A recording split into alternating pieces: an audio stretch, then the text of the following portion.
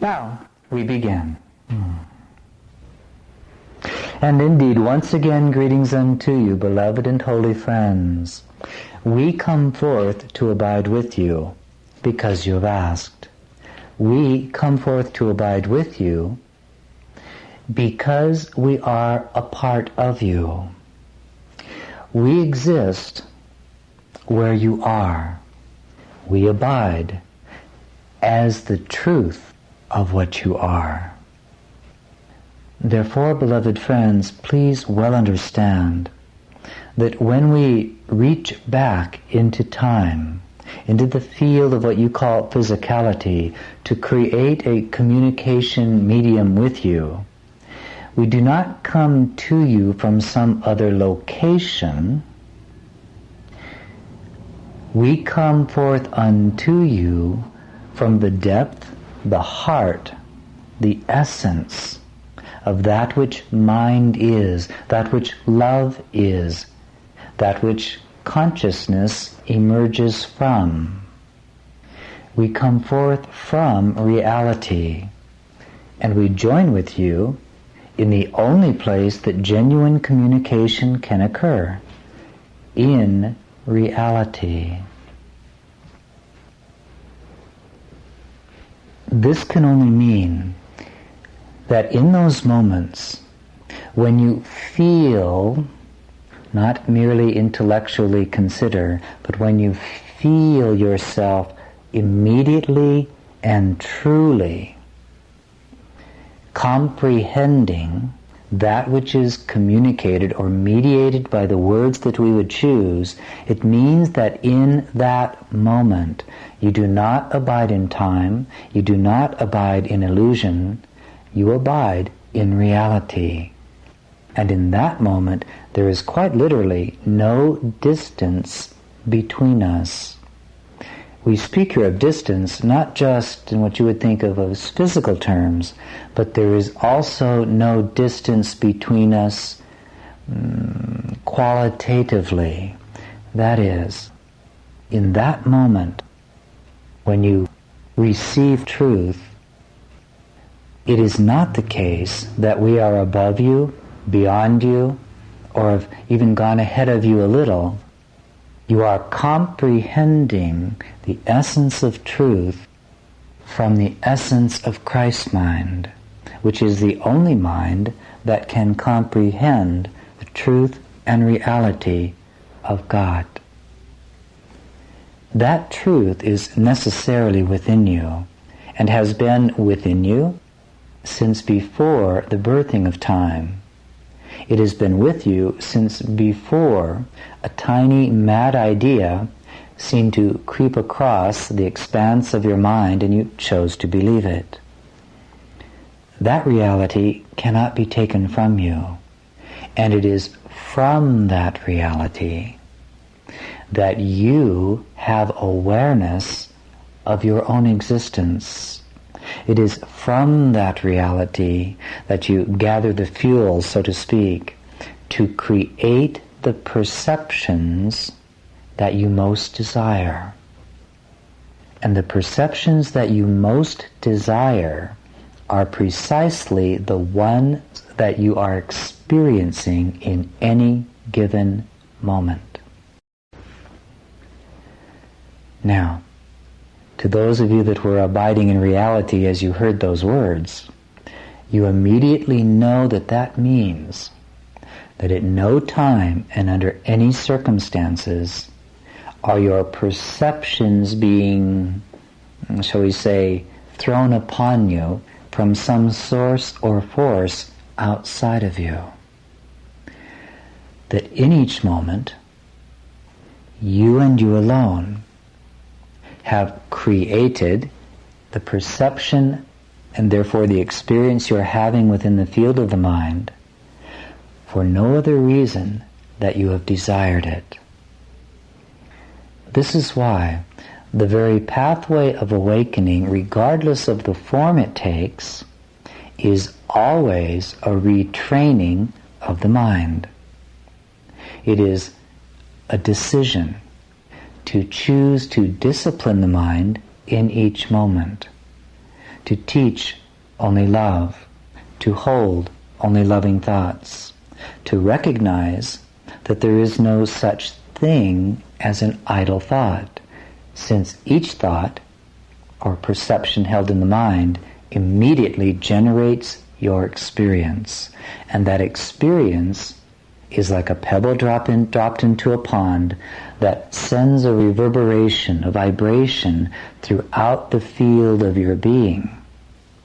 And that field goes far, far beyond what you commonly perceive to be the boundaries of your body. Beloved friends, you will only experience what you desire.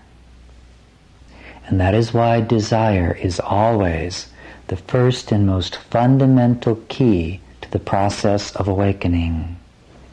It is why desire is the energy known equally by all minds in all kingdoms, in all dimensions, and all worlds. It is by desire that you choose to relinquish the value you have placed upon limited perception. It is by desire that you decide to teach only love. It is by desire that the kingdom is restored to your mind, for it is by desire that you have been birthed from the holy mind of God. The simplest way to discover what it is that you desire in any moment is to simply stop and observe what thoughts are currently taking place within my mind. How am I perceiving the world that seems to be around the body?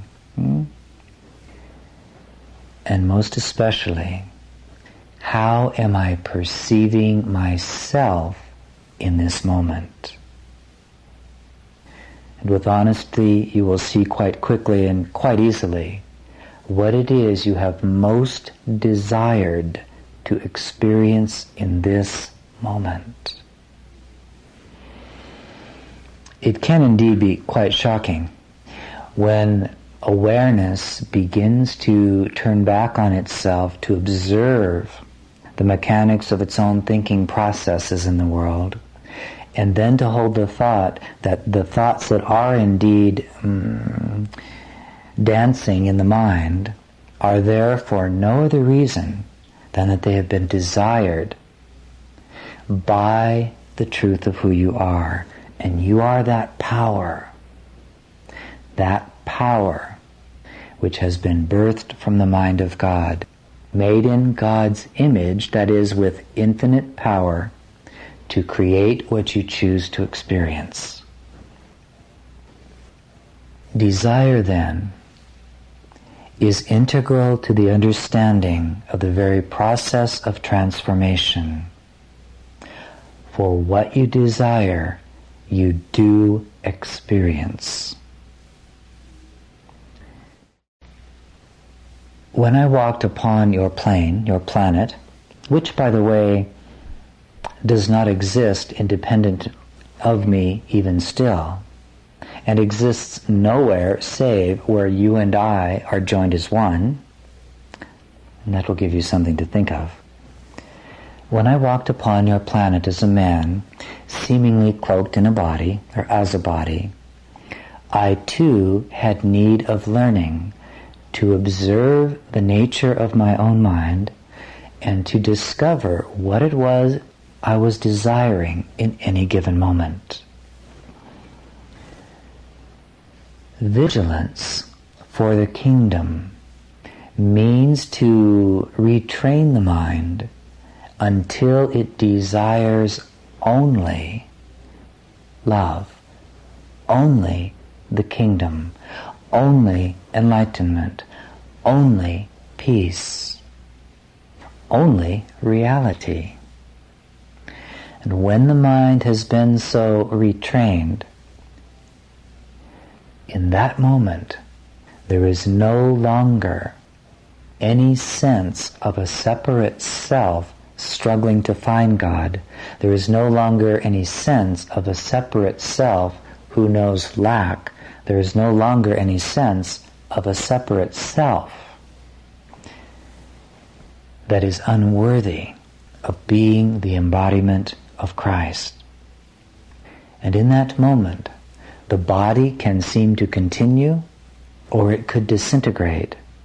And at any rate, the body itself will be perceived in a very different light. No longer seen as something dense and hard that seems to separate you from your brothers or sisters. It is seen only as a dance of shadow that provides Christ an opportunity, temporarily, to speak the language of those that believe the body is yet real, in order to communicate, to drop a pebble in the pond that sends a reverberation, a vibration through the body that is emanated and is recognized by everyone. Perhaps not accepted, but recognized. And this is why you have heard many, many stories, some even related to me, that when a master, to use that term, walks upon the planet, something occurs in the energy field, the mind of those in his proximity or her proximity. There is an energy that is transmitted. It is not that the master changes them, it is that the truth in them is suddenly quickened into at least a very temporary remembrance of what is true. And an illusion can be dropped, or perhaps all illusions can be dropped. The body becomes almost a magical means of communication. It appears to be something solid. It appears to be who you are. And yet, when the mind has been retrained thoroughly and purification has been completed, the body simply becomes transparent and meaningless, except for the extension of the light of love. Now, I have shared with you many times that to awaken as Christ requires that you begin your journey as Christ. It is not possible to transform yourself in order to become Christ, but it is possible to simply accept the idea of the truth and then let that be the foundation from which your life expresses itself, so that you begin to think with Christ, so that you begin to breathe with Christ, so that you begin to envision with Christ. The way of transformation, and please listen carefully, is not a process of changing the unworthiness in you to the point where finally you're knocking at heaven's door and you then awaken. Rather, the way of transformation rests on your decision to accept the truth that is true always. I and my Father are one. Now that that's out of the way, how would a Christ live in this dimension? How would a Christ bring him or herself to each moment of experience? What voice would Christ listen to? What vision would he serve? The struggle to awaken is the very obstacle to its accomplishment. And that is why the 5 minutes as Christ was given to you as a very simple exercise. And if indeed you desire Christ above all things, would you not participate in it each day? For that which you desire and love is that which pulls your attention to it. If you love Christ, then let Christ pull you, so to speak, attract you to spending 5 minutes a day in the realization that you can only be what you are created to be. And having accepted that as the truth, then inquire into your own Christ mind on how you will live this day. For the mind that is awakened sees no distinction anymore between being here and not being here. It sees no distinction between heaven and earth. It sees no distinction between eternity and time. It sees no distinction between the non-material and material, or physicality. It sees no distinction between the extraordinary and the ordinary, but rather reality is returned to the mind, and it suffuses what the mind experiences. And the literal world that you thought you used to know, buildings, cars, governments, and all of the rest, simply becomes a temporary harmless illusion that seems to have hoodwinked, it is a very good term, hoodwinked, your brothers and sisters who are a part of you. And because the world is now seen in its transparency, it is no longer fearful to you, and you are free to walk and abide in it as long as the body lasts, quietly, joyfully, going about your most extraordinary, ordinary tasks, except that they have become translated into the means whereby you demonstrate the truth of love to the world. Reactivity, suffering, doubt, depression, in other words, dis-ease, can only be the reflection of a decision to use the power of the mind to desire and therefore perceive and experience what is unlike the truth of the kingdom.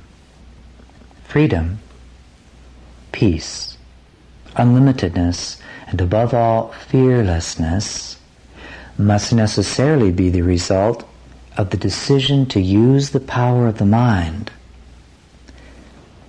to remember, to realize, to abide in, and to extend the truth that is true always. And then the passing phenomena called life is simply seen as a delightful dance. It has no purpose in and of itself. Once you gave it a purpose unlike God's. But as Christ, the purpose that you see in the world is shared by your Creator with you, and your will has become the same as God's. Merely to abide and to be of service in the process whereby those that have been hoodwinked can remember the truth and become free. And it no longer matters how that occurs, that is, what form your teaching occurs in. It's all the same. And you see no difference between your form and someone else's, for you will recognize the teachers of God. And where you are in any moment becomes a divine gift, literally dropped in your lap as an opportunity to enjoy the remembrance that you are one with God, that everything you're seeing is a passing illusion, in the sense that it used to have a purpose that seemed concrete, and that purpose is dissolved and gone. Where did the world go? I used to think it was a fearful place. I used to think that I had to get ahead. I used to think that there were those who could victimize me. Now I just see harmlessness. I see nothing out there that can add anything to me. I am simply at rest and at peace, delighting at play in my Father's kingdom. And where I am, Christ abides.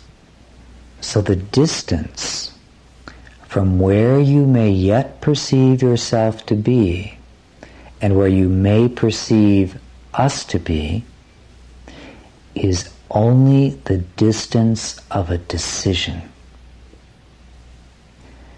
That decision waits upon your welcome, and no one can take from you the power to decide to own your identity as God's child. Look well in this moment. Stop and look within the mind. Then observe the simple day that you've been living thus far, and ask yourself, what have you desired in this day? And allow memory to bring to you choices that you've made.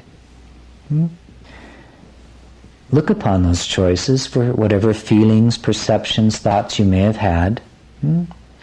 Look upon them with perfect innocence. Simply observe, oh, in that moment, I was certainly not desiring peace. In that moment, I certainly wasn't desiring perfect remembrance. How interesting. And if you can find a moment in this day that you have lived so far, even if, by the way, you're listening to this tape 5 minutes after you get up out of bed, if you look well into those 5 minutes, you just might discover that there has been at least a moment in which you are not deliberately choosing to desire remembrance of union with God. Now, does that mean that you're walking around saying, I desire union with God, I desire union with God? No. Those are just words. The desire is a feeling. It pervades the heart. You might say you feel it in the body, which is really just the depth of the mind anyway. Look well and see if there was a moment in which you were using the power of the mind to decide against the kingdom. When you find that moment, just look at it, observe it with innocence, and simply say, I could have chosen otherwise. And that is the simplicity and the power that the kingdom is. The world remains uncaused by anything outside of your own mind. Yet within it, you are given complete dominion. This means that within the one mind of Christ, if you would perceive it for a moment as an ocean, individuation occurs, individual waves arise, made of the same substance, perfect freedom, perfect knowledge of and union with God. And in that freedom, the power to decide or to desire is present. And desire begets worlds without end. That is what your entire planet once came from. This is what your entire solar system came from. Your entire universe was born of desire. The key then to the transformation of your lived experience while the body lasts is to assume complete responsibility for how you are choosing to use the mind. Remember, you can only think a thought. You can only have an idea. That idea cannot enter your domain over which you have complete dominion unless you have sent it an invitation. That is simply the way it is, and it is a mirror of what God is. infinite and perfect freedom. That which I refer to as God simply never deviates from desiring only the extension of love, the birthing of that which is like unto himself. You. And your will is joined with your Creator's when you decide to birth only that which reflects love, the good, the holy, and the beautiful. The mind, as you have come to know it, will deceive you into thinking that, well, if I live that way 95% of the time, then what the heck, 5% of the time I can do something else. And that's absolutely true. And yet, the more you come to truly desire only that which reflects the truth of who you are, you will be able to tolerate less and less variance within yourself. This is why, when any mind truly begins to awaken, it becomes more and more painful to continue certain thoughts or behaviors that do not reflect the deep desire of the heart. This is why the gap becomes less and less. The gap of unconsciousness, the gap in which the mind tries to defend its choices and perceptions until finally it rests in complete vulnerability. It lives in complete innocence and no longer, and please listen carefully, it no longer fears change within its system of thought. It no longer fears being challenged by another mind because it thirsts only for the creation of a thought system that can birth forth the good, the holy, and the beautiful. It no longer explains, it no longer defends, it no longer seeks to convince, it merely abides and gives itself over to the stream of love that would flow through it. And every idea presented by another mind becomes something to live with, something to digest, to see if there is a jewel within it that can add to the beauty of its own expression of the good, the holy, and the beautiful. Everything becomes what is called your grist for the mill, and there is no longer a need to be in defense. The body does not tighten, the breath does not grow short. There is only vulnerability. There is no longer a need to hide. There is no longer the need to be concerned with the perceptions of others, since a perception cannot harm you. There is only such love of self that nothing less than God will do. And so again in this hour, we speak on the theme of desire. And we seek to bring you to the point of realizing that desire is the great power of creativity. It is that which births your very experience.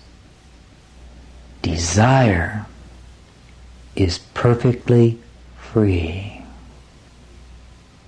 That desire, that power to desire is within you, and you will never be without it. It is impossible to be desireless, since you can only find yourself to be where you have desired to be. Even if you are in deep and perfect silent meditation, you are there because of desire. Therefore, beloved friends, please decide this day to take responsibility for what you desire. Recognize that what you desire will be what you experience. Recognize that what you desire literally creates the pathway whereby you will experience either heaven or hell, peace or turbulence, love or fear. And in each moment of desire, right where you are, you have just birthed an entire world. For out of that desire, you will create your perceptions from everything from yourself to the farthest of stars, all in a split second, a moment of timelessness.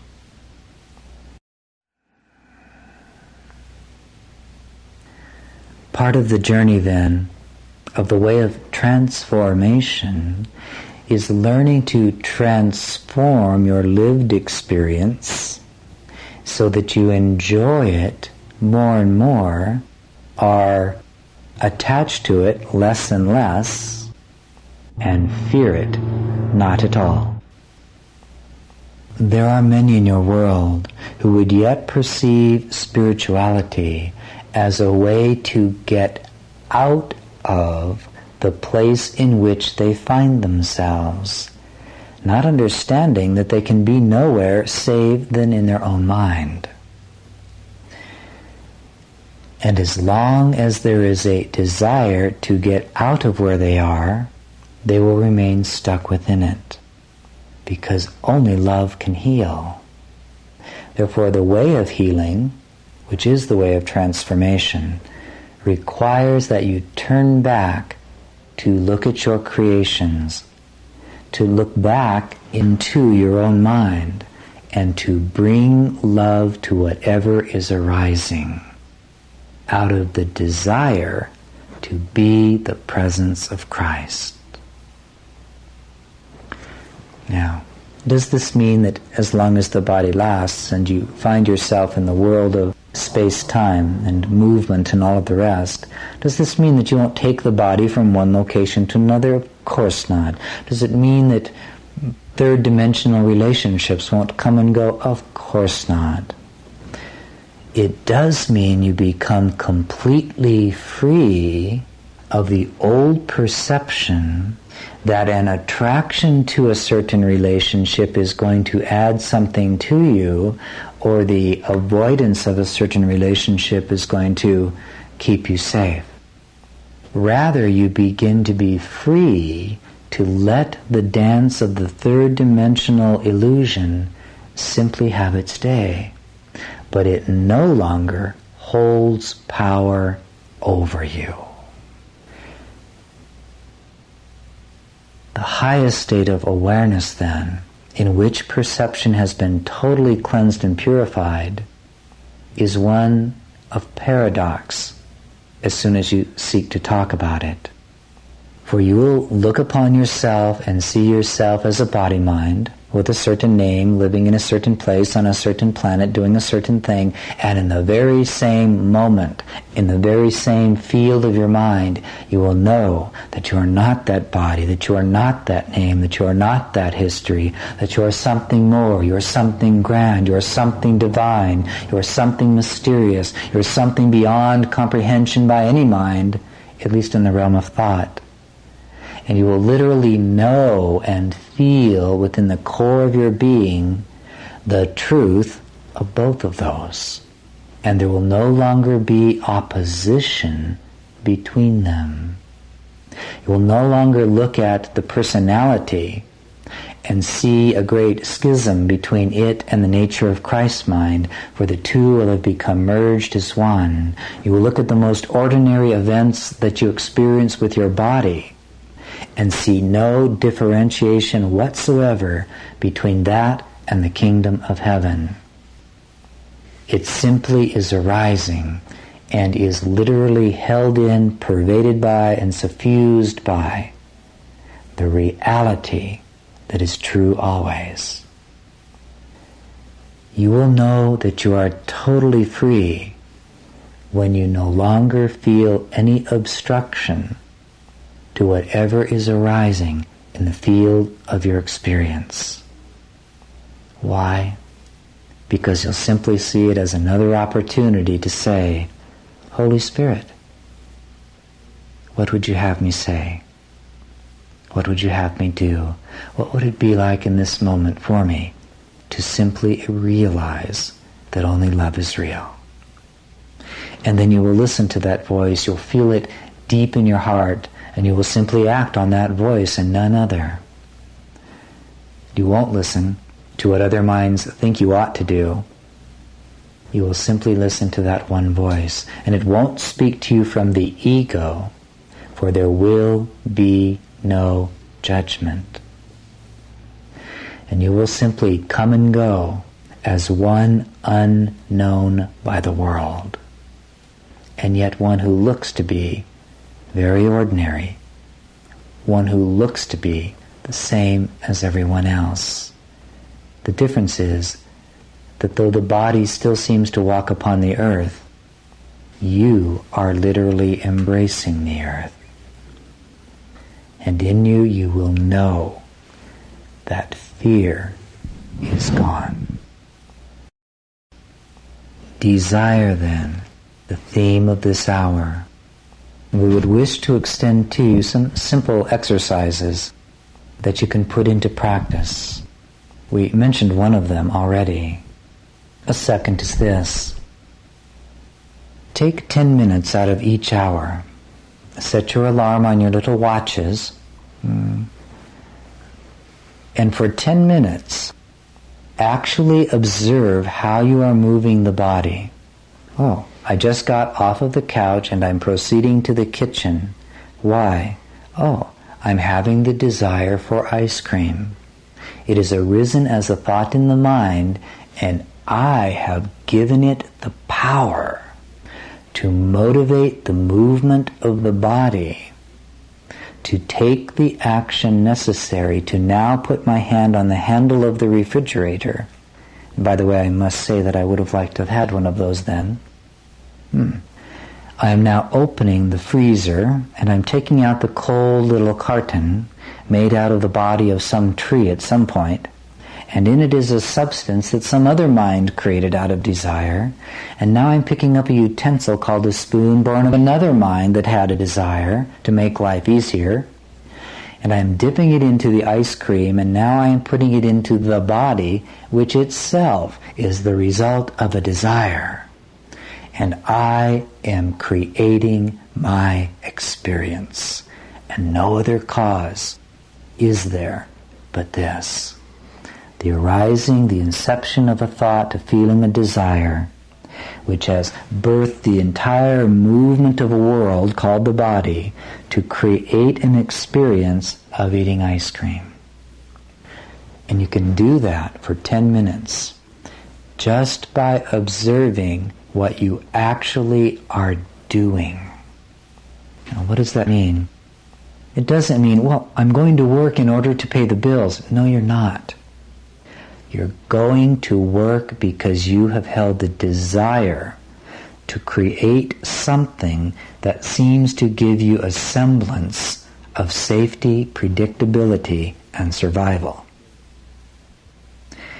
Job or career is that which is birthed out of desire because of your perception of what you think you need. So you're not going to the job in order to do something. You're simply putting the body in the car and you are driving on your freeway. Begin to learn how to observe without embellishment, without interpretation or explanation, exactly what you're doing. For 10 minutes, then if you want to go back to being unconscious, by all means do so. But in this way, you'll begin to discern something that is also going on the whole time, like an underground current or river. For because you are reality, there is always the desire to extend the good, the holy, and the beautiful. And by observing what you're actually doing, you'll discover that you're actually succeeding at that far more often than you give yourself credit for. You'll begin to see in some of your ordinary smiles, in the decision to take a card and send it to a friend, in the decision to refrain from a hurtful word, you will begin to discover that that too was birthed from desire within your holy mind.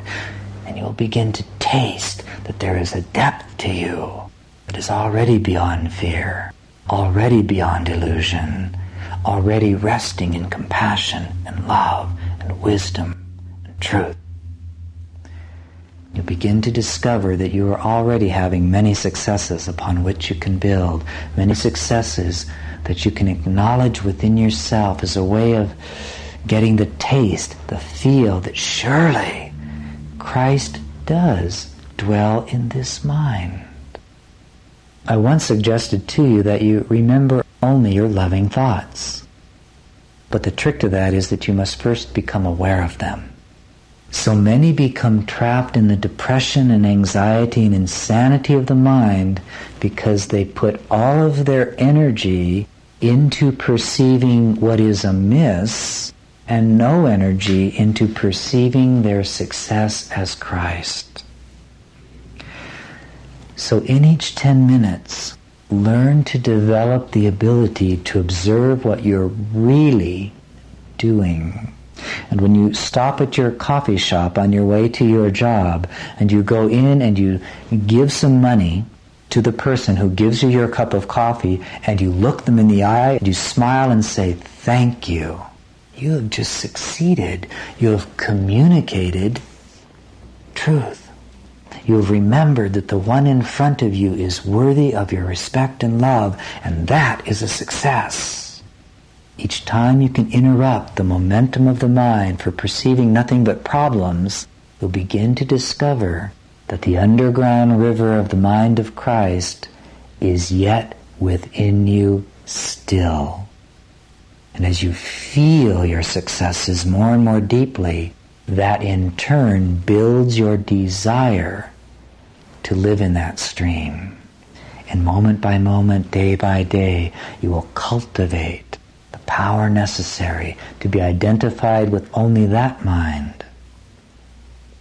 And for a while it will seem that there are two thought systems, the old one that you used to be identified and the one that seems to be being birthed within you. You're really just remembering it, but you are choosing to bring the discipline necessary, the vigilance necessary to retrain the mind to be identified not with the realm of illusion, but with the stream of reality that is flowing through you, unimpeded, unobstructed, throughout all eternity, without end.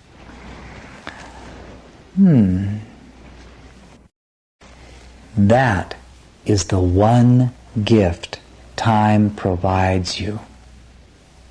That's all there is.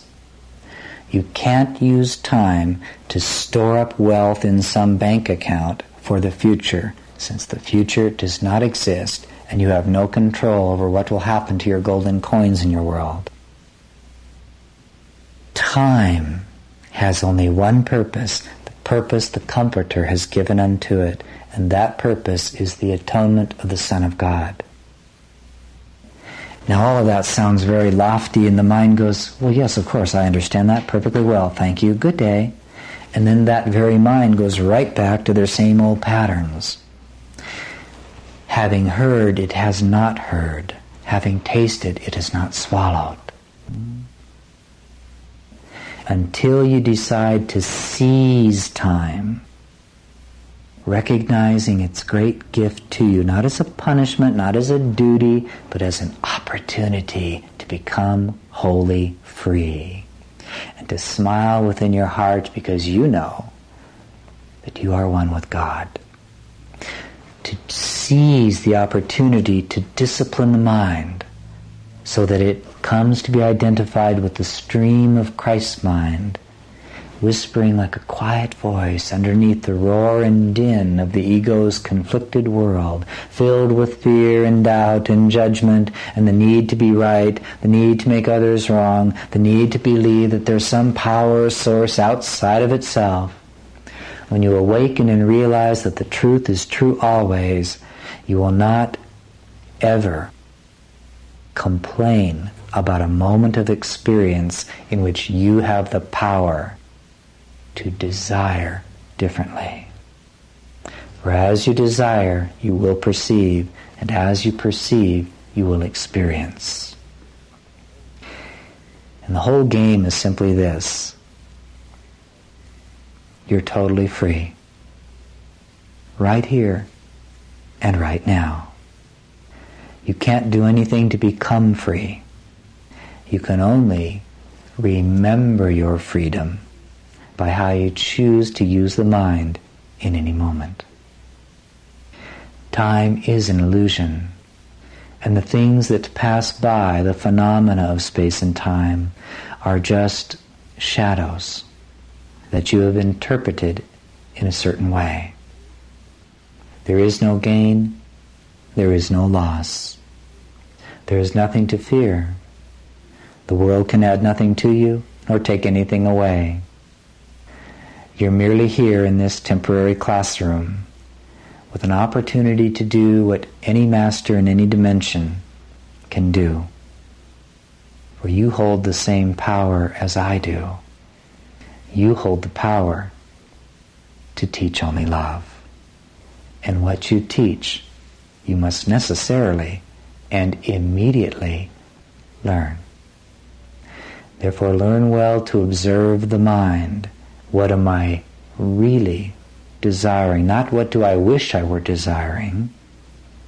What am I really desiring? Remembering that everything is a neutral event. It's just a learning experience. That's all. Separation does not exist. The truth is true always. Death is unreal. You are pure spirit. Time is just a context. The world is harmless. You cannot be a victim. You are free. The atonement is over. The ascension is completed. Once you get the message, hang up the telephone and get on with it by choosing to bring that reality into the dance of shadow called this world. For what good does it do to pray for freedom in the future? It is everything to abide in freedom now.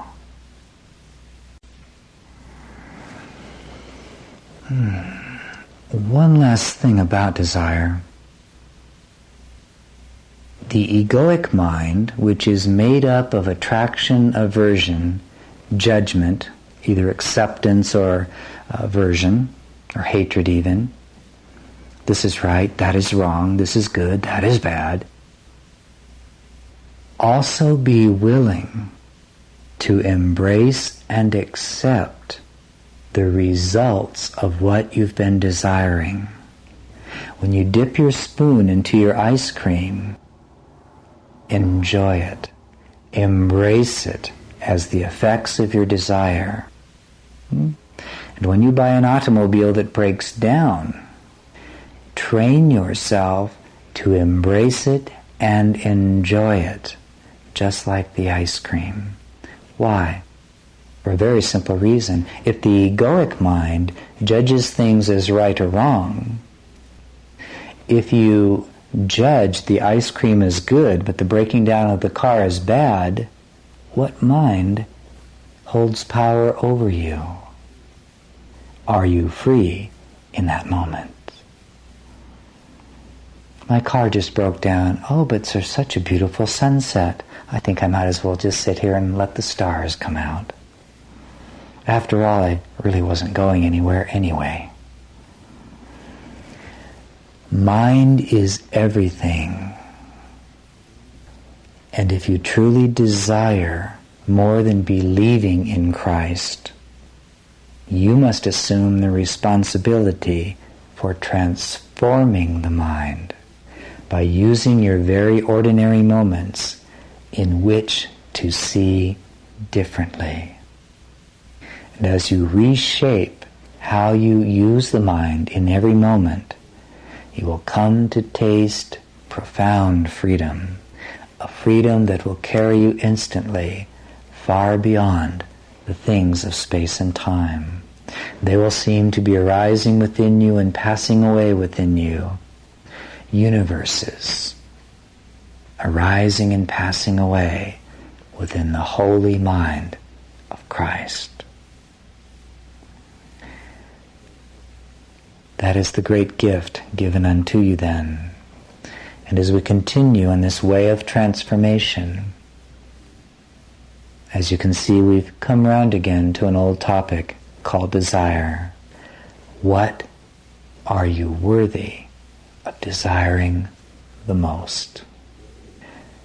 You will indeed discover and create your pathway to your own consummate awakening. And just to add one final thing, there can be no end to the mind of God. You will abide forever within it, like one who abides in an infinite forest. Why not be at play in the kingdom? Enjoy your exercises. Some of you will actually do them. And those are the ones who will taste a deepening remembrance of the truth that is true always. And so, be you therefore at peace, and again we extend our thankfulness to you for having set aside the roar and din of the world to abide with us in this hour. For you see, communication is the great joy of the aspects of the sonship who choose to come together to delight in remembering the truth. Therefore, it is our delight to create communication devices to join with you. And you have a saying in your world that it takes two to tango. So therefore, thank you for joining with us in this celebratory dance that remembers the truth. Go then in peace.